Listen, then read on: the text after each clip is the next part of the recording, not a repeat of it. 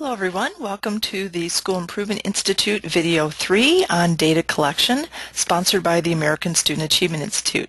My name is Sue Reynolds and I am the president of ASA.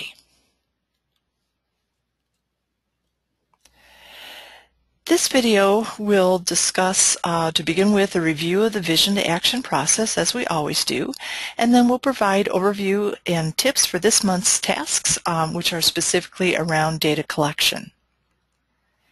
So let's begin by reviewing the vision to action process. So far, we are almost all the way through getting ready.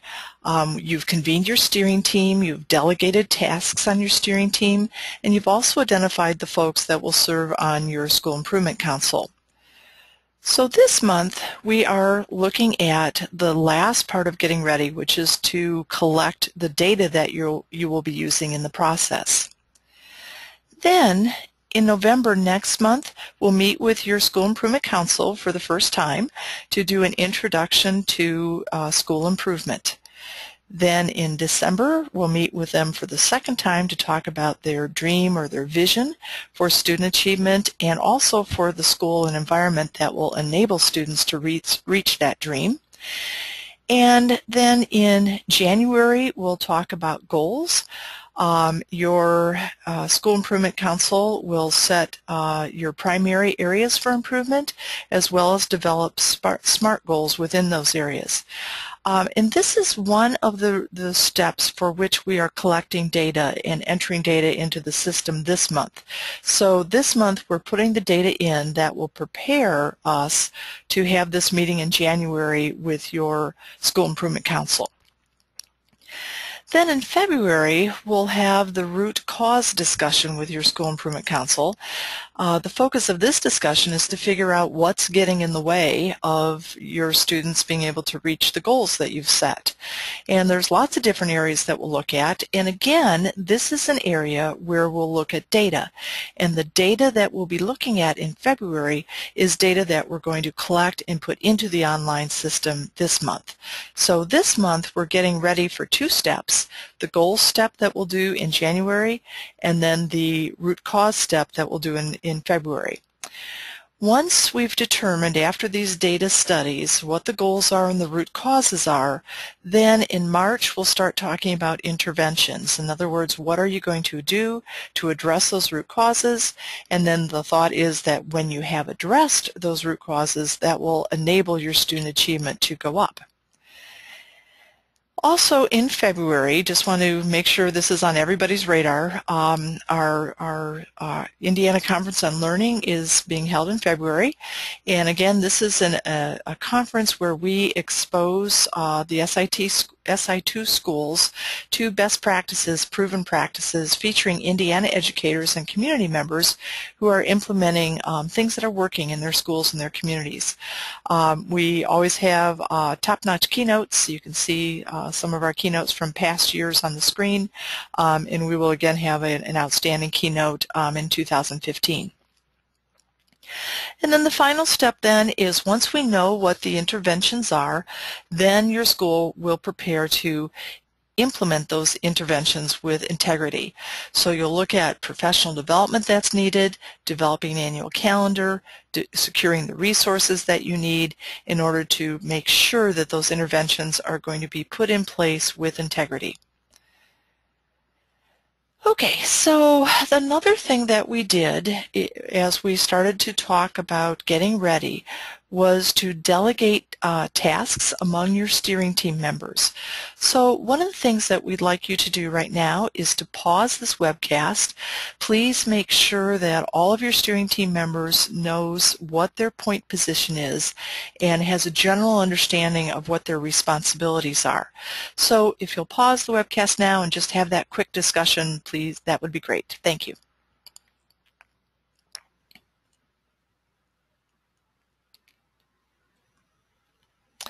Okay, now that you know what the responsibilities are, let's talk about data collection.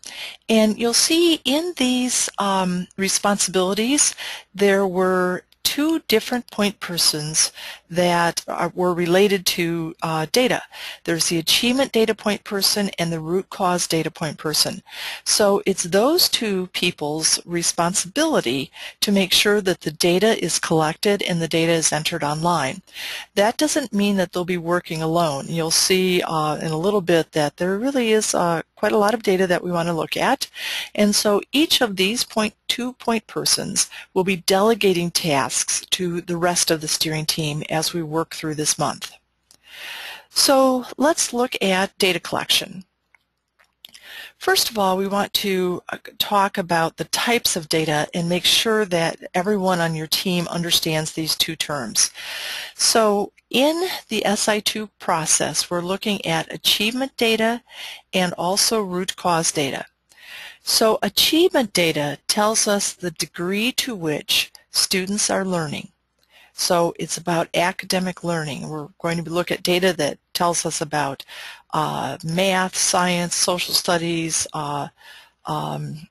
English language arts, and the sources that we'll look at are the state testing data, so ISTEP and of course assessments, but then also other assessments that your school may be giving, like NWEA or NAEP or some of the other assessments.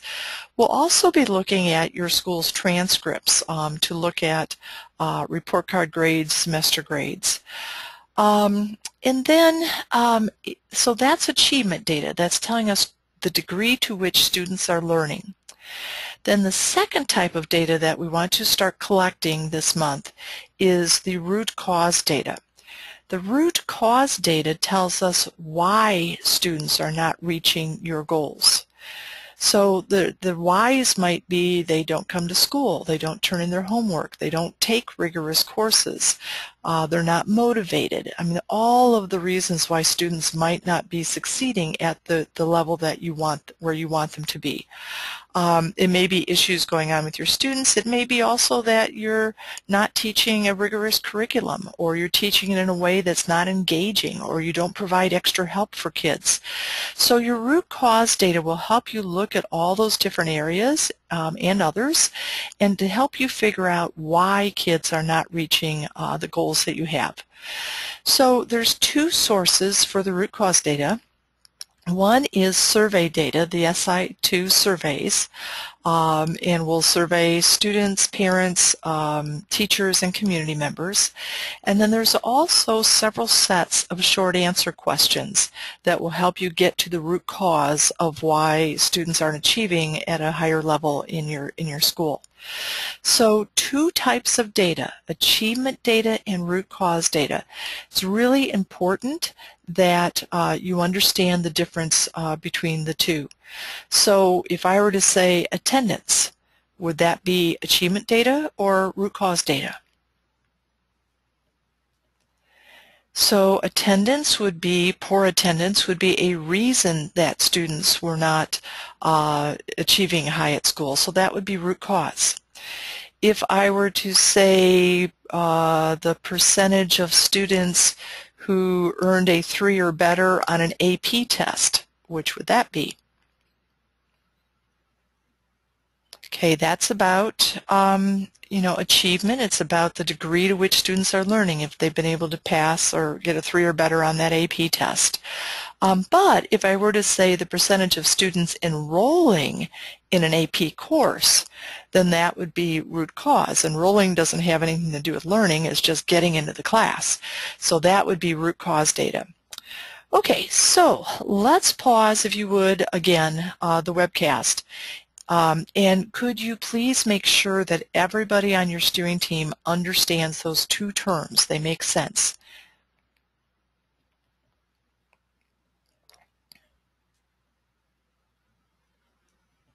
Great. Now that we understand the two terms, achievement data and root cause data, let's specifically now look at the achievement data.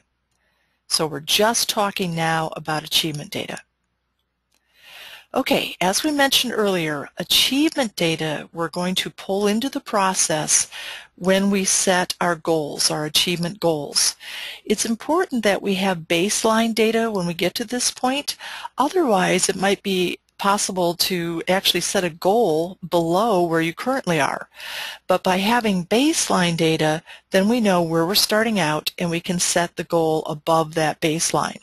So the data, the achievement data that you're collecting this month will end up helping you decide where you want your goals to be, and will also be used as baseline data.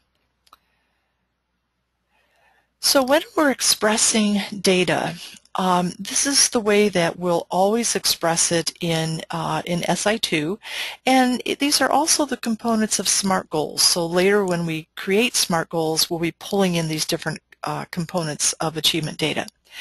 So when we talk about data, we'll always talk about the student group that the data is representing, the benchmark, or where we want the students to reach, and then what the baseline data is.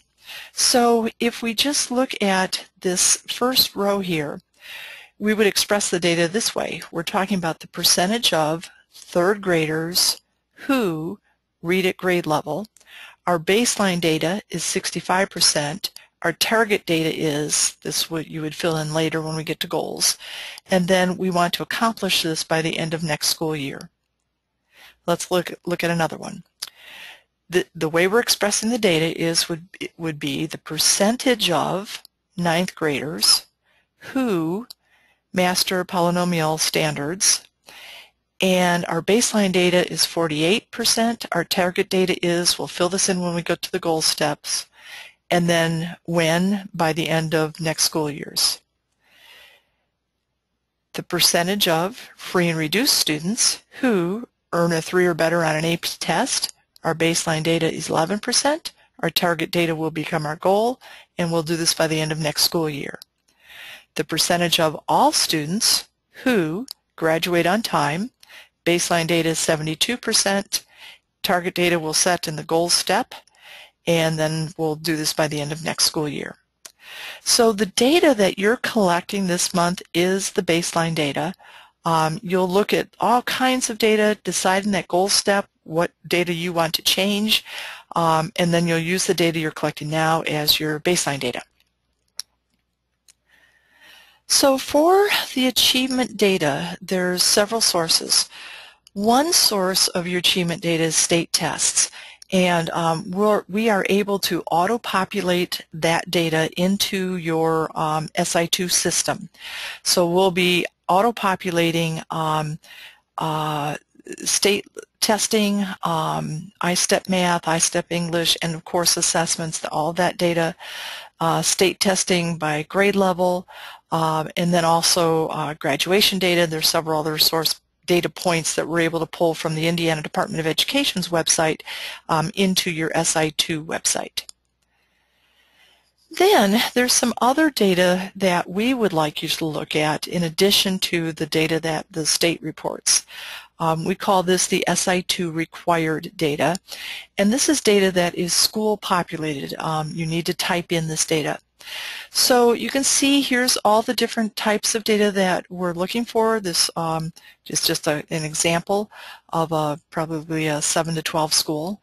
But mastery grades, we'll talk about that in a minute. Promotion rate, standards mastery, so the reports that you get from the state has a mastery level for each of the standards. You'll enter that in, so that's all in one place here. So some specific information about off transcripts, about the percentage of students that are passing specific math classes, college course performance, APIB dual credit. So these are all the different types of data that you'll be typing into the system. A lot of schools, just every summer, they've just gotten into the habit that over the summer they'll update their most current data into the SI2 online system. And then the other data source is we give you a tool, a wizard if you will, where you can create in the SI2 online system your own data table. And then once that table is created, then you can populate the numbers into that table. So we have a lot of schools, for example, that do NWEA or Terra Nova or DIBELS or NAEP.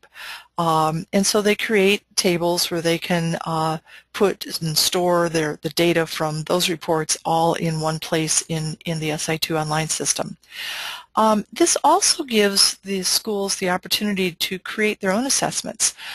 For example, if there were a school that had a goal around mastery of reading vocabulary, they might be developing their own local reading vocabulary quizzes that they give periodically to make sure that they're able to identify students that are struggling, and then provide extra help for them. So it's possible then to create your own table around your own quiz, where you would create the table and then put in the data to reflect how students are doing on that data point. So that's an additional data source for the achievement data. So, do you want to talk about mastery grade? I think that's something that's kind of unique to SI2. We're very interested in what messages we're giving to parents and students via report card grades. A lot of times we think that schools are giving the message to parents that everything is okay, that their students are doing very well, and then later we find that those students did not pass the state test. So we want to look at what's the relationship between mastery of standards, the state tests, and report card grades. So the definition of a mastery grade is a report card grade that usually indicates that a student has mastered the state's academic standards and is reasonably expected, therefore, to pass the state test. So, in other words, it's a grade that would tell everybody that everything's okay, that this student is achieving and is most likely going to pass the state test. So, what we would like you to do is to pause the video again. This time, this might be a little bit more involved discussion. The first thing we'd like you to think about is who's going to determine what your school's mastery grades are. Is that going to be the principal? Is that going to be the steering team? In most of our schools, it's the School Improvement Council that decides that, or at least has a voice in it. And then how will this be determined? I think what I would do, the easiest way to do this is to just randomly select 30, 50 students who did pass the state tests and see what kind of report card grades they got. And then I'd flip that the other way, make a list of students who did not pass state tests, and then see what kind of report card grades they got. In some of our schools, they find that the mastery grade is a C or better, C, B, or A, and so that they know if a student's getting a C on a report card that, that student's in good shape, at least for mastering the state standards and passing the state test. However, I think in most of our schools, that's probably a B. And that's kind of something to think about, because for a lot of parents, the C is a good grade. But if you're finding that your mastery grade is actually a B, then that needs to be communicated to parents. And in one of our schools, they discovered that the mastery grade was actually an A, that when students got B's and C's on the report card, the likelihood that they were going to pass the state test was very slim. So we really want you to think about your grades and the integrity of your report card and transcript grades. So once you've decided what your master grade is, then we'd also like you to think about how is this going to be communicated to teachers, students, and parents. We think in all fairness, parents need to understand that, if their students are achieving, they better be looking for A's on the report cards, or A's and B's, or whatever your master grades are. So when we're talking about communicating this to parents, we're talking about just something very simple, like just saying to parents, students who pass the state tests in our schools usually get A's and B's on the report card.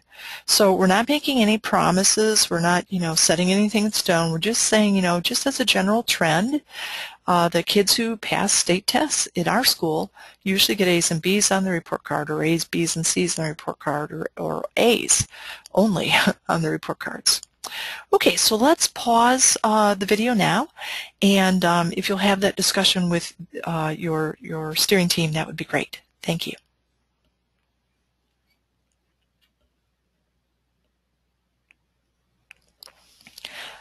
Okay, next let's look at how to enter the data, and I'm going to go online here And let's pull up a school's website.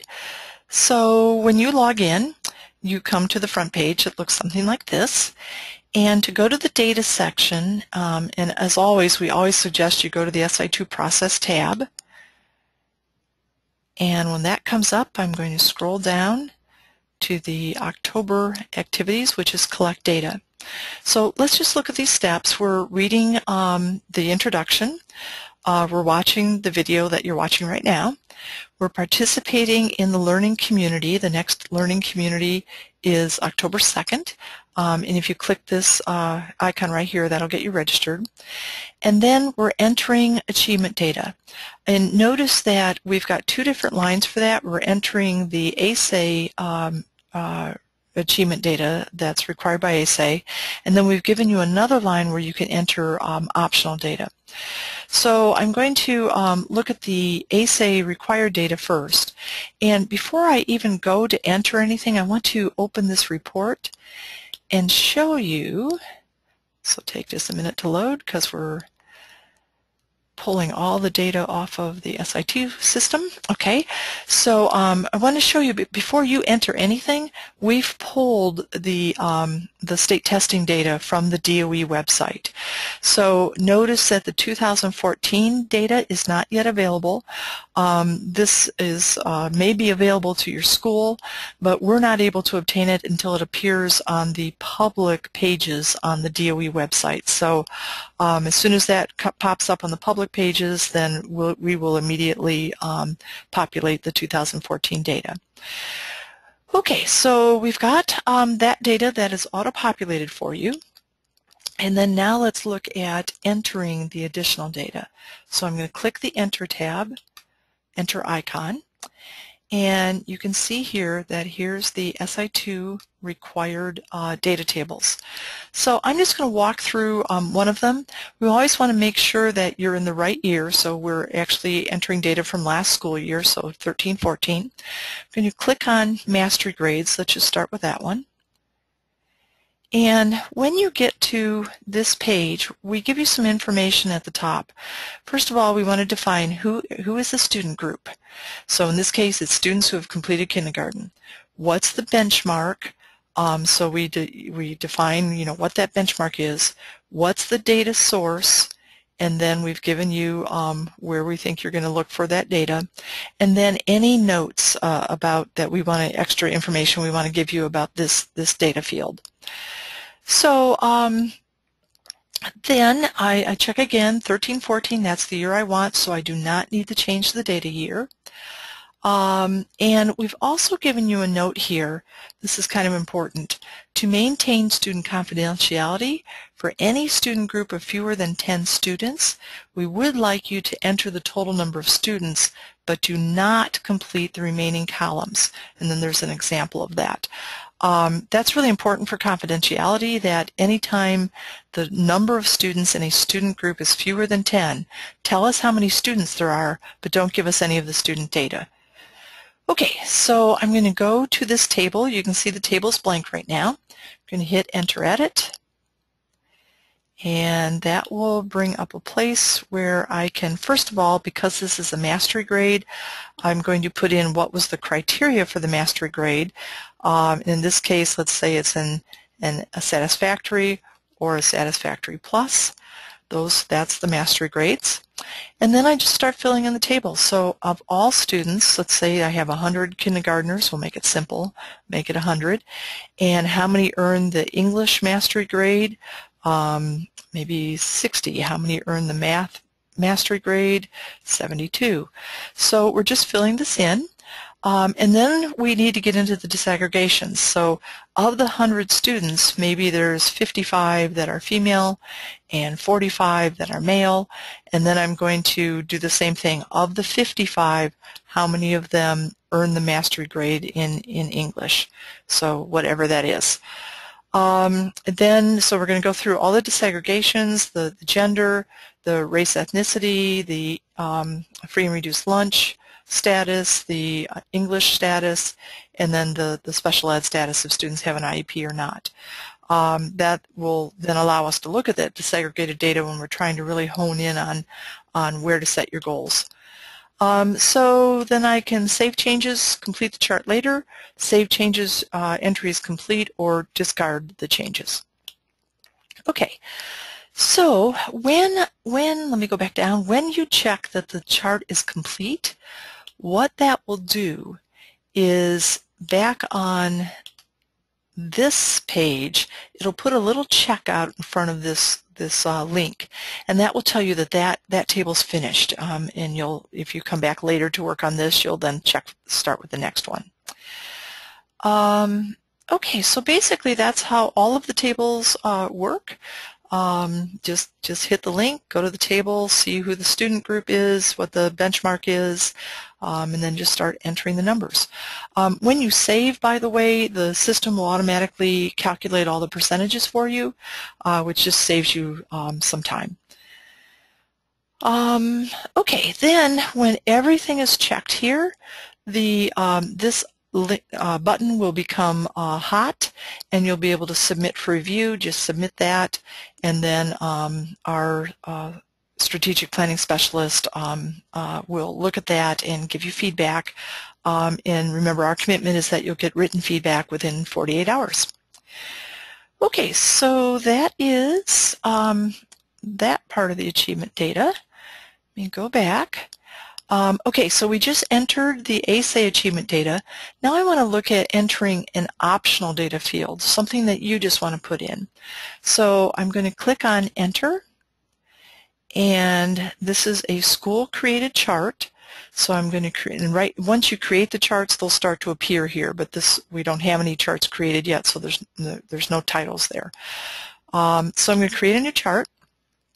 And I just go in and create the chart title. Let's just say it's reading vocab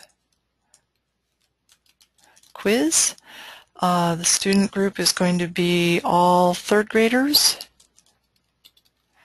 My benchmark is that they earn a 94% on the quiz, and my data source is teacher records.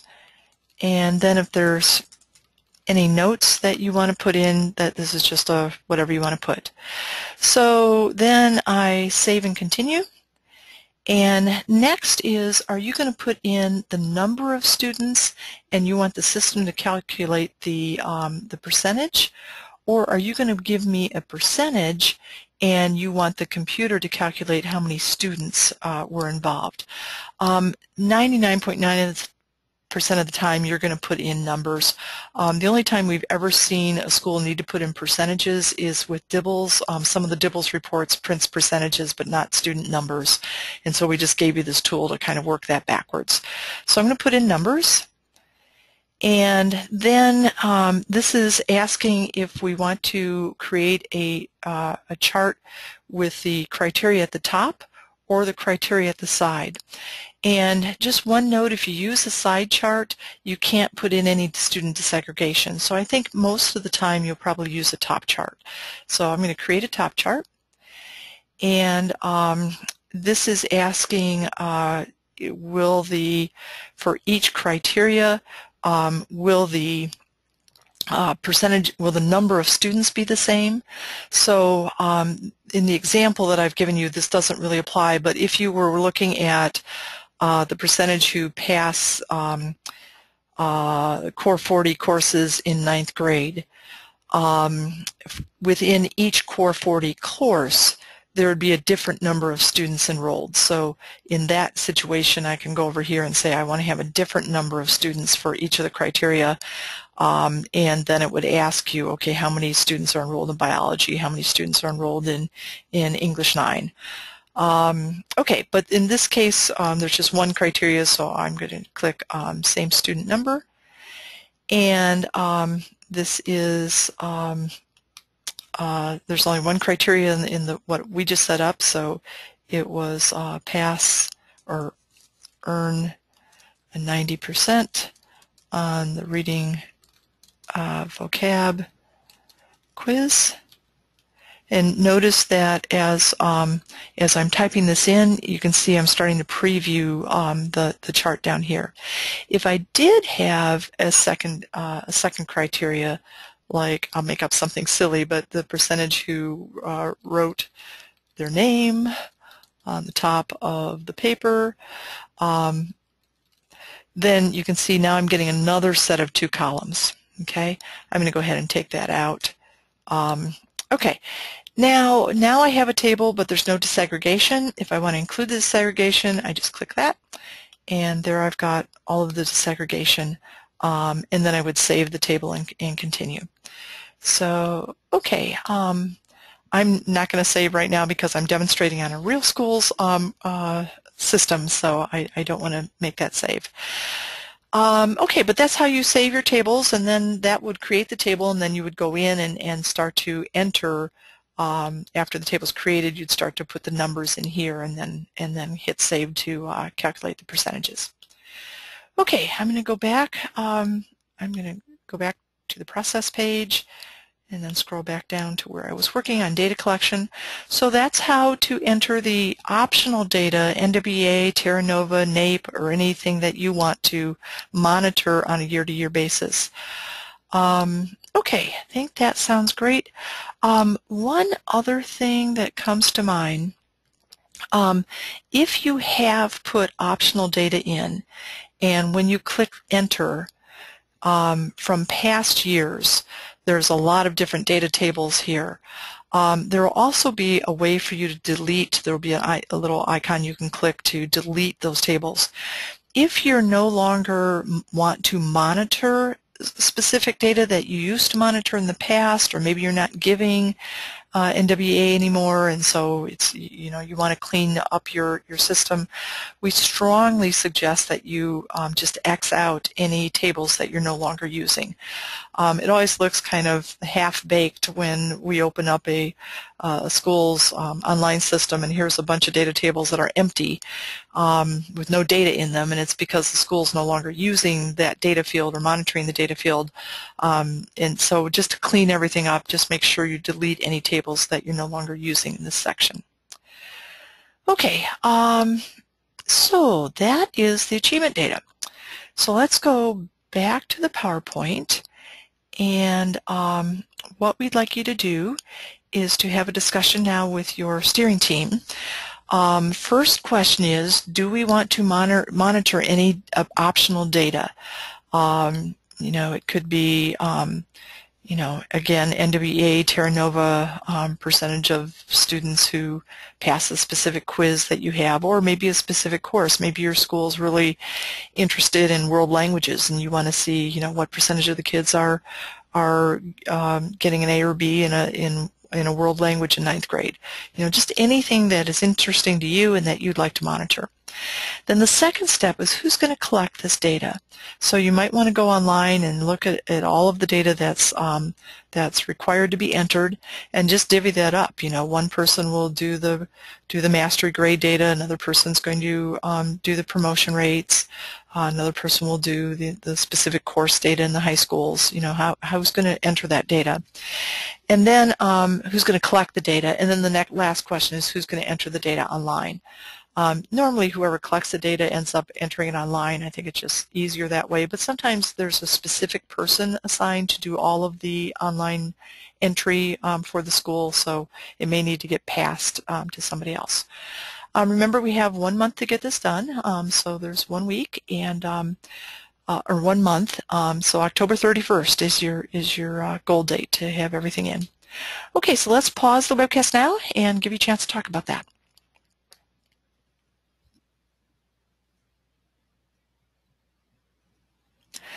Okay, now let's switch gears.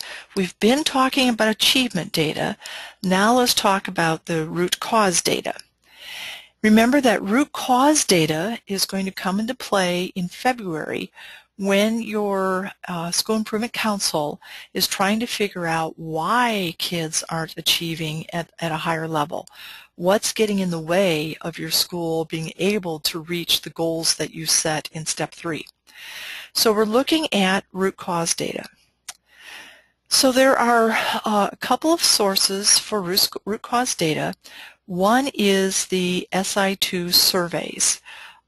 Those surveys are given to students, teachers, parents, and community members, and they basically look at several areas. One area is expectations that your school, your teachers, community have for kids. Second one is curriculum rigor. Another one is instruction, specifically student engagement. A fourth area is the way that teachers are using classroom assessments to inform their instructional practices and also to identify students who might need extra help. A fifth one is extra help. How do your teachers and your school and your community provide extra help for kids that are struggling? The sixth one is guidance, academic and career guidance. We know that when students have an academic and career plan and they understand the connection between their current coursework and achievement levels and their ability to succeed in post-secondary and in their dream careers, they're much more likely to be motivated at school. So we think that academic and career guidance is extremely important. And then the seventh area that the surveys look at is environment, and there we're looking at student behavior, we're looking at staffing decisions, we're looking at parent involvement, community involvement, just everything in the environment that impacts a student's ability to be successful at school. So on the surveys, we've put over here on the right the our expectation in terms of how many surveys are taken. With your student body, our expectation is that 95% of your students will survey. With the teachers, our expectation is that 95% of your teachers will survey, and then at least 30 parents and at least 30 community members. So that's one way. I'll talk a little bit more about the surveys, and then we'll show you how to give the surveys online in a second. The other data source is a set of short answer questions. And there's actually 5 different sets of short answer questions. The first set is the SI2 set. This is a set of 25 to 42 questions based on what level of school you are. The high schools have 42, I think the elementaries have 25, and the middle schools are somewhere in the middle.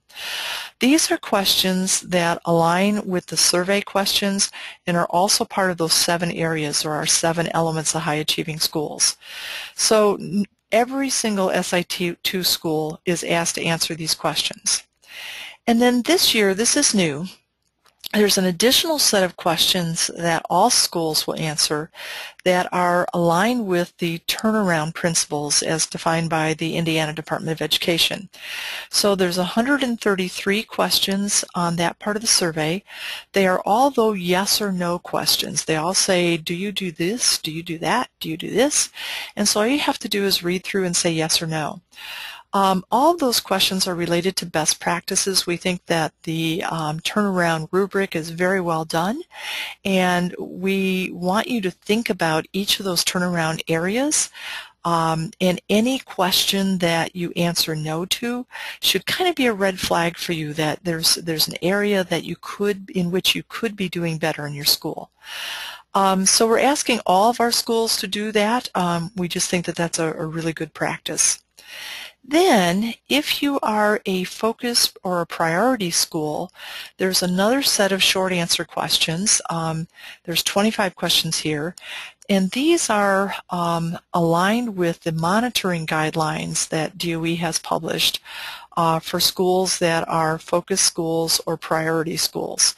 So if you are a focus or priority school, or if you think you may become a focus or priority school, we'd really suggest that you look at those questions and include those questions. Then for title schools, if you're a Title I school-wide school, There's another set of 24 yes/no questions, again, just to make sure that you've got all the parts of Title and you're meeting their expectations. And then if you're Title I tasks, there's 26 questions that you're answering that would align with their monitoring rubrics for Title from DOE.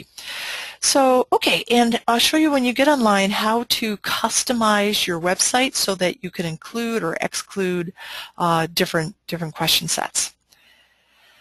Okay, I've kind of been talking about this, but we wanted you to understand where the questions are coming from in the short answer questions and in the survey questions. So anything that says that this is an SI2 or an ASA set of questions, those are aligned with our elements of high achieving schools that we've developed over the years and also aligned with all the research. So that's aligned with our work. The turnaround principle questions are coming from DOE's Turnaround Principles rubric. The focus and priority questions are coming from DOE's Focus Priority Monitoring Guide. And then the Title I questions are coming from the Title I monitoring guides. Okay, so now let's talk about the surveys. One of the questions that we get from folks is, oh my gosh, how do I get every student to the computer? You know, how am I going to manage this? So we want to give you some suggestions for a really quick way on surveying your students. So what most of our schools do is they will distribute the student survey codes and the survey web address to their teachers. And then they'll say to their teachers, during third period, will you please give the survey to all of your students on this Thursday? So Thursday, October, whatever that would be, October 16th. And then if every teacher in the building gives the survey to their second period or the third period students on October 16th, you've got it done. Every student in the building has surveyed. Another thing you could do if you don't have enough broadband to survey every student in your building all at once is you could say, okay, third period teachers, sometime during the second week in October, could you please give the survey to your third period students? So, that just having each saying to all your teachers, please survey during third period or fourth period or first period or whatever. It's just a really great way to just be able to survey every student in the building, within a short time period. So that's that way to survey the students. Works very, very well.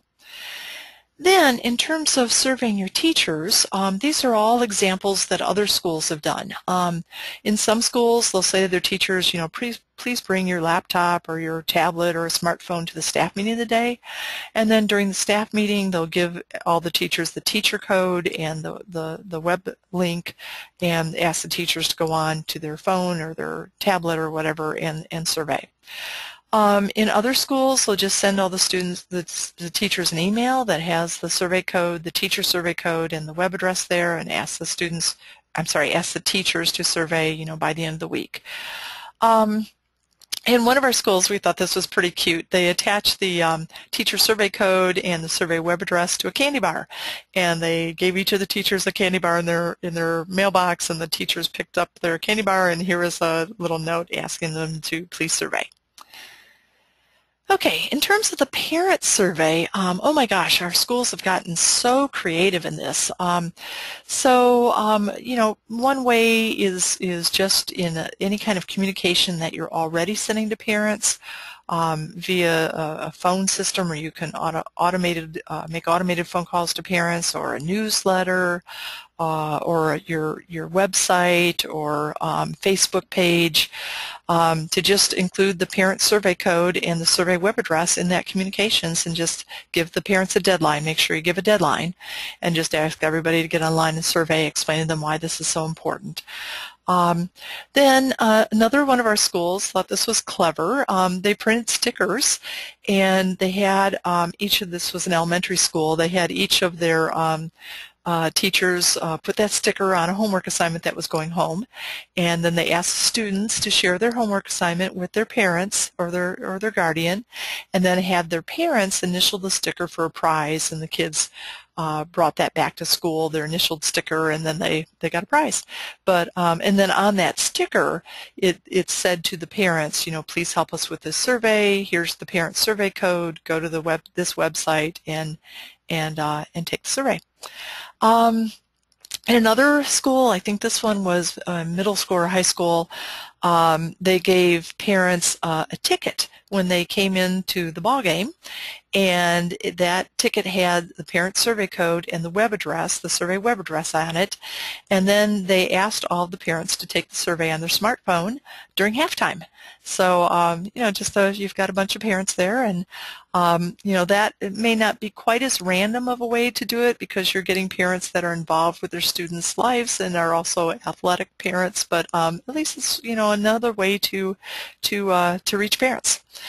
Another very popular way to reach parents is during open house. If you haven't had your open house yet, is to just open the computer lab, and as parents are rotating through meeting the different teachers, you have them rotating the computer lab to take the survey.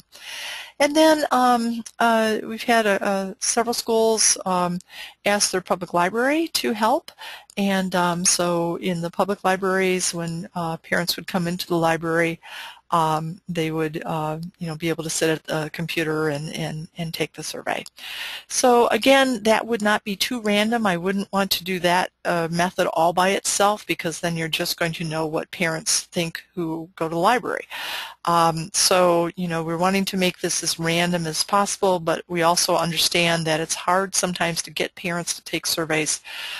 So we want to give you lots of ideas of how to engage parents. Okay, and then this is some tips on how to get the community to take your survey. So these are not parents, these are community members who care about your school, because education is part of economic development, and it's important to your community to have well-educated citizens. So we very much want the community to be involved in your school improvement. So another thing you could do, number one there, is same thing. Maybe your parents are going to get a red ticket and your community members get a blue ticket, and on their ticket at the ball game it gives the web address, but then the community code to put in when they survey. The local Chamber of Commerce, I think this would be a very successful way to get a lot of interesting people and input in. Just ask them at their next chamber meeting if they would ask everybody to get online, either on their smartphone or their iPad or their laptop, and take the survey during the chamber meeting. Ask service clubs, ask the Kiwanis Club during your meeting, will you get everybody online and have them take the survey? Or faith-based organizations. Or ask them simply to distribute the information. We had one school that put a table in front of actually they put it in the bread aisle at the grocery store, and as the adults were coming down the bread aisle, they said, would you please take our survey, and had people stop and quick take the survey as they walked through.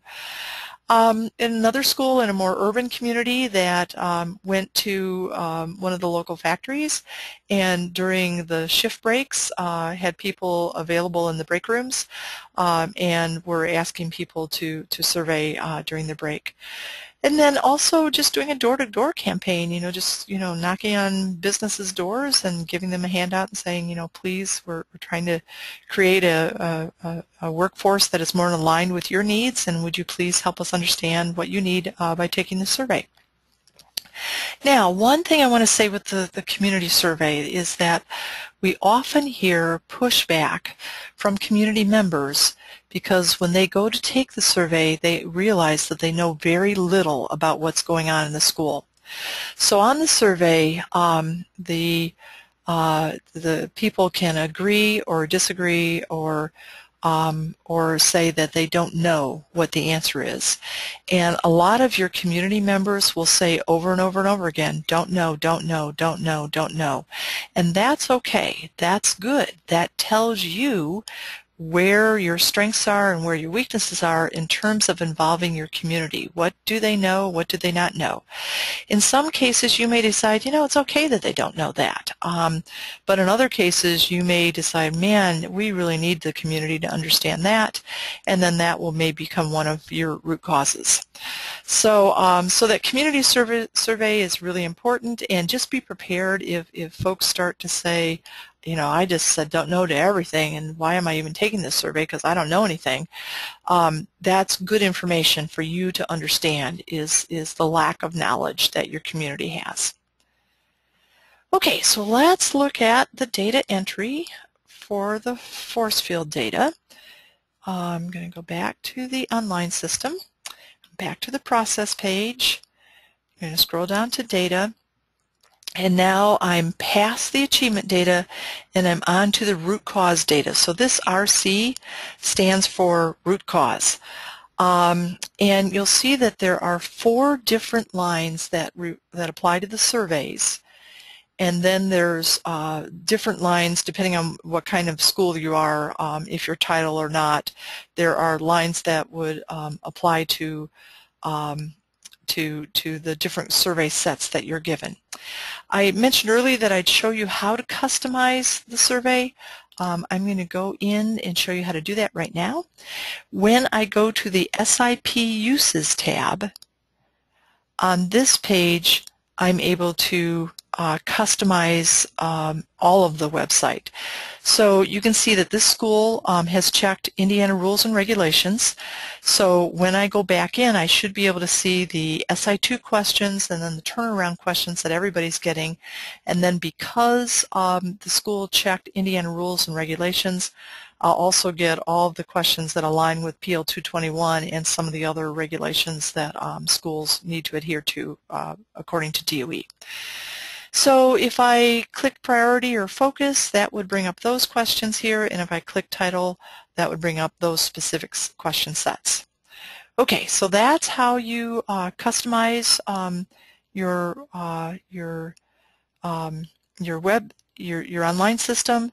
You should have already done that, but I just wanted to bring this back to your focus because that's how we end up with different question sets being on the root cause surveys. Okay, so let's look then, I'm going to just real quickly go through each of these. So let's look at the root cause survey for students. First of all, I'm going to click on the information and instructions icon, and this is an elementary school. And for an elementary school, we feel that for kindergartners, first graders, and second graders that doing an online survey is kind of too much. So for them, we're going to do a tally survey, and here's how that works. I'm going to click on the tally sheet, and that will bring up a sheet that looks like this. You'll print this and give it, in this case, we're giving it to all the second graders. And the teacher then, when they get that sheet, would, on the paper sheet, they would say, okay, I have 23 students that are participating in this. And then they would say to the students, put your heads down and raise your hand if you think your teacher is happy. And then the kids would raise their hands and the teacher would write in the number of kids who had their hand up. So that's how we're collecting the data for the young kids. Sometimes we hear from schools, oh, those kindergartners, they were so out to lunch, we really don't think that this data means anything. If that's the case, just disregard the data. We never want you to look at data that you don't believe is valid. But in other schools, they say, oh my gosh, the kindergartners, we think they were right on. And so they'll take that into consideration. So that's up to you. Okay, so once I have these paper sheets from my lower elementary teachers, then I'm going to be able to enter that data later. I'm going to go back, and so we've got the paper sheet, and then we'll show you where to enter that data in a second. And then for my upper elementary and for all the middle schools and high school grades, here's where you get the student codes. The kids will need that information in order to survey. The very first question that they're asked is to put in their student code, and then when they enter that tells us that this is a third grader at your school. And notice that the first two letters are S3. That means that this is a student third grader. So that will kind of help you too if you start to mix up your codes. You want to make sure that you're giving your third grade teachers a code that starts with S3. Okay, so then after the codes have been distributed, then we're sending kids to this website to survey. So it's asainstitute.org/survey. The survey is actually not live right now. We're going to open the survey on October 1st. But the very first thing that the students will put in is their code, and then it will ask them to answer survey questions after that. Okay, so that's that. Let me go back. So that's the student survey, and then I also on this one want to show you the enter icon. Only elementary schools with lower grades will have an enter icon, and when you've got that, after all the second grade teachers have asked students to raise their hands and then have tallied that up and turned in the paper documents, then you'll go in and you'll say, okay, here's how many second graders participated in the survey, and here's how many agreed with each of those comments. Okay, so that's the student survey. I'm going to go into the teacher survey. And same thing, here's the teacher code.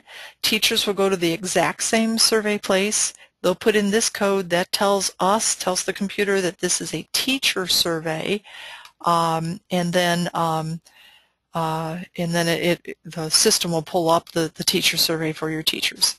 So that's the teacher one, and then here's the parent. Same thing, we're just giving the parents this code. Notice that this code starts with a P.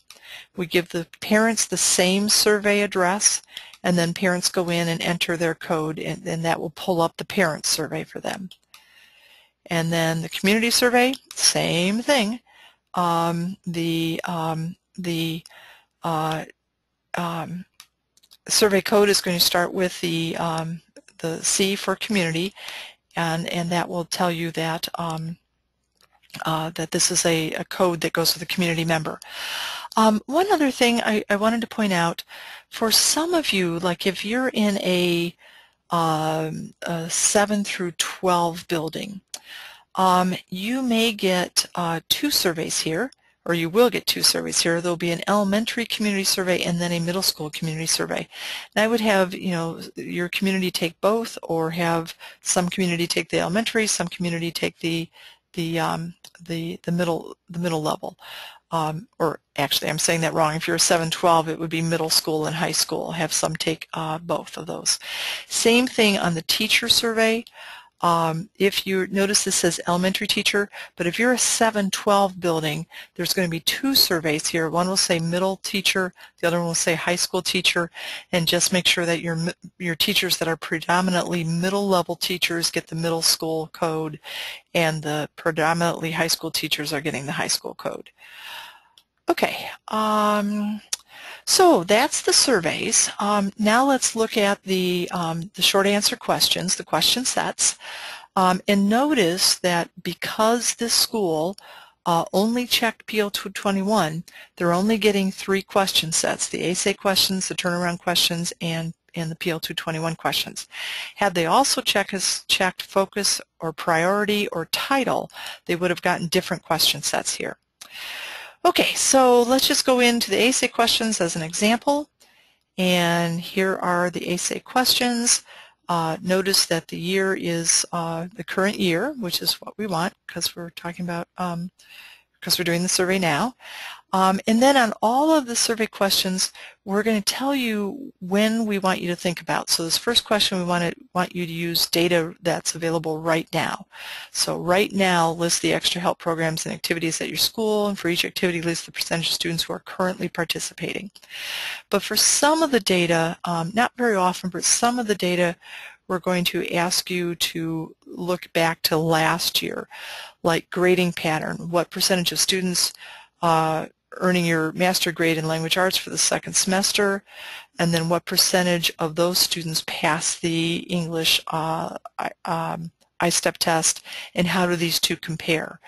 And then we're saying, okay, we use data from last year because we don't have the report card grade data from this year yet. Okay, so you're just putting in short answers there. Those are the essay questions. Everybody's going to do the turnaround questions, so let's look at that. And the turnaround questions you can see are all yes or no. These are worded exactly like the turnaround rubric that DOE has published. So you just read through and then just yes or no. And any that are no's, that will give you, something to think about. Is this an area that is possibly a root cause that we need to be looking at? Okay, so that's the short answer for root cause. And then PL 221, almost all of our schools want to make sure that you're answering PL 221 questions because you're using this for PL 221.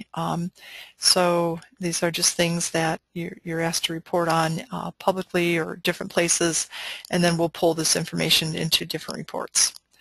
So okay, so that's that. And again, these are possible root causes. So you'll look at them in that root cause step.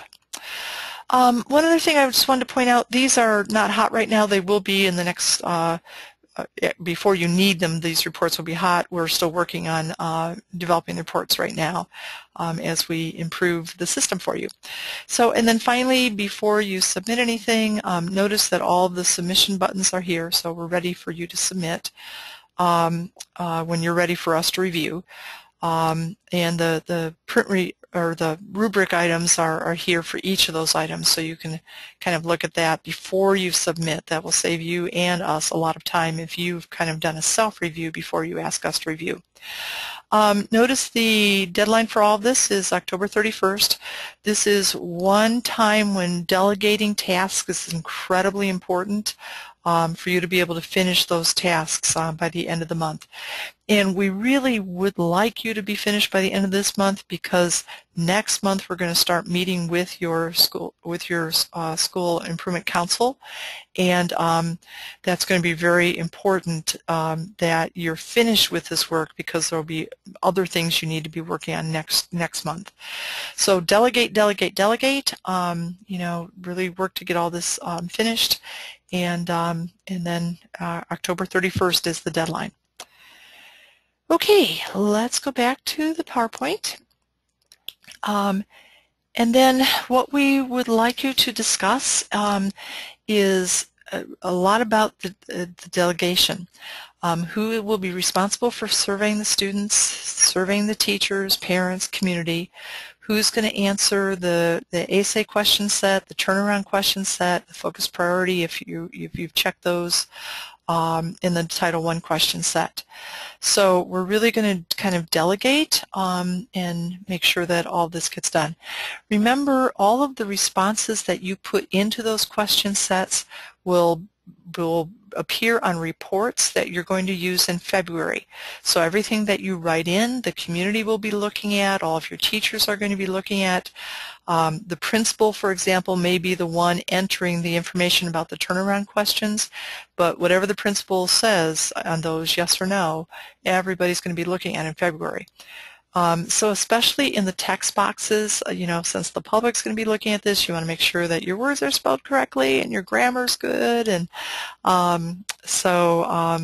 just keep in mind that this information is going to be on a public document. So, okay, so deadline's October 31st. We'd like you, if you would please, to pause the video now, and if you will do that and then discuss these questions, that would be great.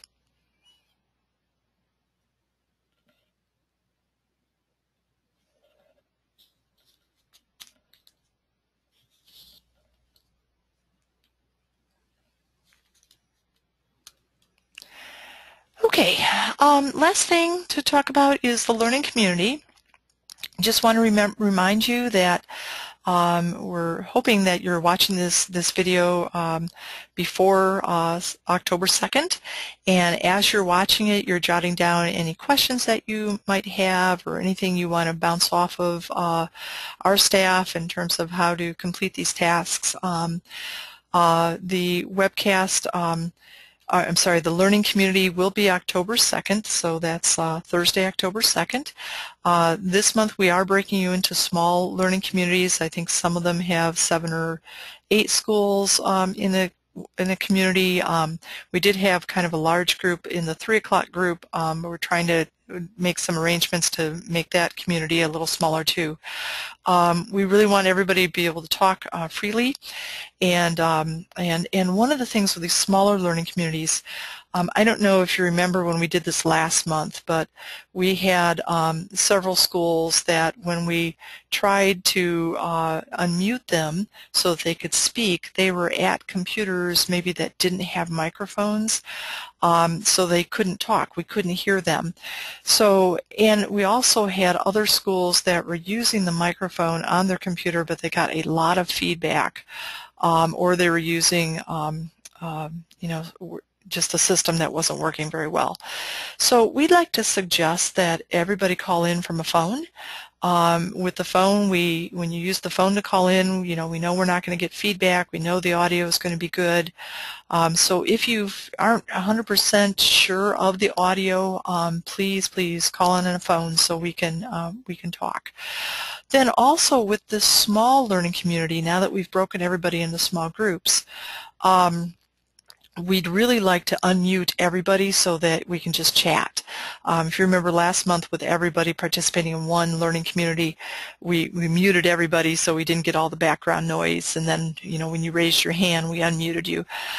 We hope that we can just unmute everybody and people can just talk, you know, as they feel the need. But that means that you need to make sure that you're in a quiet environment. So, you know, we want to make sure that you're not doing this in the teacher's lounge where there's going to be discussions happening in the background that everybody can hear. So if you would help us with that, that would be great. It's our hope that, you know, these just become small groups of schools that are helping each other, are giving us feedback, are asking questions that are going to apply to everybody. We will be asking you questions too, and each month there will be a little bit of programming, not about the process. Some of it will be about resistance and how to address resistance, or how to get along, work better and more efficiently as a team.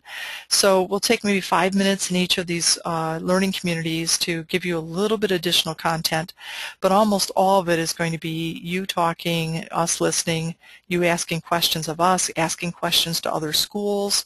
You know, there's that possibility as well. So we're very excited about the next small learning community. I think, you know, we're just going to be able to unmute everybody and just talk. So I'm very excited about that. You do need to register, and to do that, go to the process page. You can see step 3 says participate in the learning community, and if you click on that icon in the enter column, that will take you to the registration page. Okay, and then finally, don't forget that help is just a phone call away. And hopefully you've used Mary Beth. I'm sure you have. You know that we are very, very committed to providing support for you when you need it. We know as teachers you're probably working during your prep period, or during a passing period, or during your lunch, and we don't want you to have to wait to get help. So unless Mary Beth's on the phone with another school, she should be there ready for you.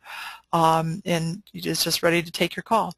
So we keep Mary Beth's ratio of our staff ratio of school to strategic planning specialist low enough that you should be able to get her immediately, and if not immediately, she'll call you back when she's, off the phone with the school she's talking to at the time. So we always talk about the 5-minute rule. Mary Beth always corrects me that it's the 5-second rule. We don't even want you to wait 5 minutes. If you're confused, call us. Don't waste your time trying to figure something out.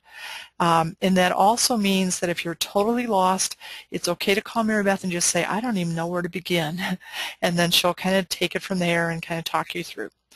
So, okay, so that completes the webcast. And again, if you have questions, call Mary Beth. We're looking really forward to talking to everybody at the next Small Learning Community. And please, please give us your feedback as we're doing this. As you know, this is the first time we've used this professional development format. Our perception is that it's going to be good. But please teach us, give us tips, help us understand how to make this better. So, okay, thanks so much, and we'll see you at the Small Learning Community.